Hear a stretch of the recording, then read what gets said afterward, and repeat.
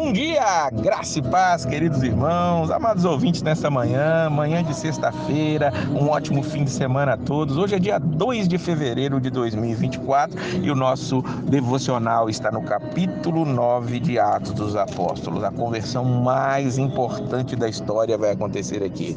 Lembremos que nós já ouvimos falar de Saulo. Saulo era um jovem que estava ali achando que estava fazendo as coisas da maneira correta, seguindo a sua religião e perseguindo os cristãos. Ele entendia, assim como os fariseus da sua época, que o cristianismo que estava nascendo naquele momento era uma seita que estava falando contra o judaísmo, e ali ele perseguia todos aqueles que estavam seguindo aquilo e os levava para a prisão, para que ali muitos deles fossem até mortos. E nós vamos ver que Jesus vai ao encontro deste homem. Ele entende o zelo dele e quer trazê-lo para que aquele zelo agora se transforme num zelo para levar o evangelho adiante, e é isso que vai acontecer. A palavra do Senhor vai nos dizer que ele é lançado ao chão.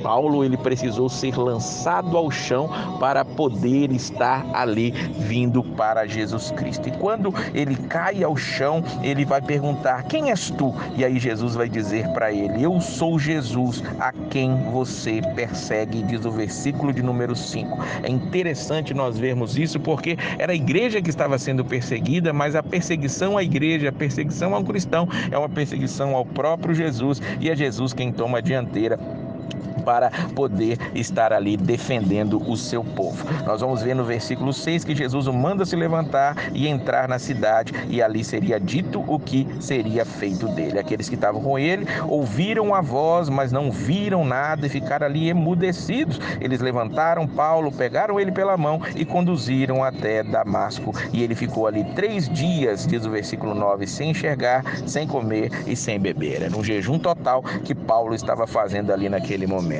Claro, era necessário que alguém fosse até ali para orientá-lo em alguma coisa. E Ananias, esse é um homem aqui, não aquele Ananias, marido de Safira, um outro Ananias, ele vai ser chamado aqui para poder estar indo ali, para poder chamar Paulo. O Senhor chega até ele e diz no versículo 11, levanta-te, vai à rua chamada direita, à procura da casa de Judas, um homem de Tarso chamado Saulo, ele está agora orando. E viu numa visão um homem chamado Ananias entrar, impor-lhe as mãos para que recuperasse a vista.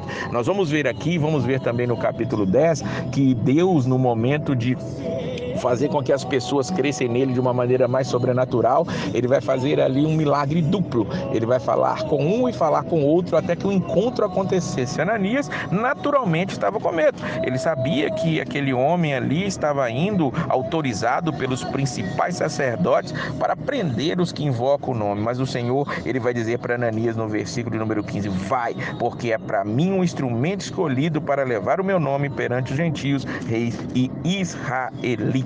Ananias chega, impõe as mãos ali sobre Saulo, e Saulo agora passa a ver. Caem como que escamas caem dos olhos dele, diz o versículo 18, e ele ali é batizado, e ali ele se fortalece se alimentando, e ele fica em Damasco algum tempo. O restante da história de Paulo nós vamos ver muito quando formos ler o livro de Gálatas. Esteja atento aos devocionais para vermos o que aconteceu nesse meio tempo. Aqui o livro de Atos dá um salto na história, e Paulo ali, ele a princípio é rejeitado pela igreja, ele precisava estar longe, mas ele começou a se fortalecer. Ele no versículo 22 diz, no versículo 20 diz que Paulo, ele prega dizendo ser Jesus o Filho de Deus, e depois de algum tempo, quando ele vai pregar agora, nós já vamos ver ele provar que Jesus é o Filho de Deus. Olha a diferença entre o versículo 20 e 22, provar que Jesus é o Filho de Deus. Por quê? Porque ele já tinha tido uma vida maior com Cristo. Assim como os apóstolos, nós vamos ver que aqueles que convivem com Jesus são vistos por isso, por terem tido essa convivência com o Senhor. Mas muitos não acreditavam que ele fosse um discípulo, diz o versículo de número 26, Jerusalém o rejeita,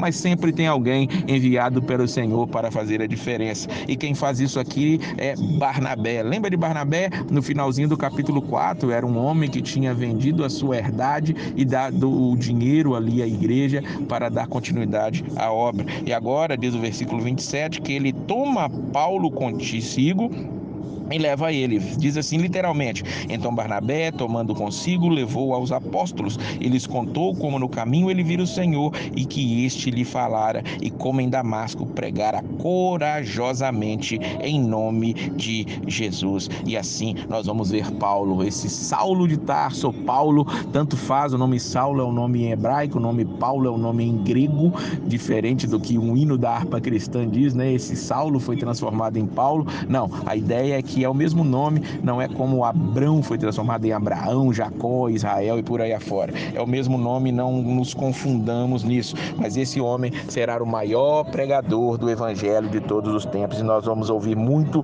falar dele ainda nos nossos devocionais. Mas Paulo é deixado de lado ali por um período e nós vamos ver Pedro. Pedro agora continuava fazendo coisas maravilhosas e ali ele vai ressuscitar uma menina. Ele vai ressuscitar Tabita e vai curar um outro homem chamado Enéas, ou seja, o evangelho não parou, o evangelho era levado adiante, o evangelho não parava, os sinais não paravam e tudo estava acontecendo para a glória do nosso Deus. Nós vamos ver na semana que vem, no capítulo 10, o evangelho chegando agora aos confins da terra. Sim, o cronograma geográfico de Cristo vai ser cumprido literalmente e daí por diante nós vamos ver um crescimento exponencial, aonde Pedro de um lado, Paulo do outro, Barnabé de outro, continuam levando o evangelho e esse crescimento não para. Hoje eu, você, nós também continuamos levando esse evangelho adiante. Como foi o seu chamado? Como foi o seu encontro com Cristo? Talvez não tenha sido tão dramático como foi o encontro de Paulo com Jesus, mas com certeza foi um encontro maravilhoso, um encontro transformador. E se você ainda não se encontrou com ele, faça isso. Busca ele, porque ele está pronto para te chamar para levar o evangelho dele adiante. Que Deus abençoe este fim de semana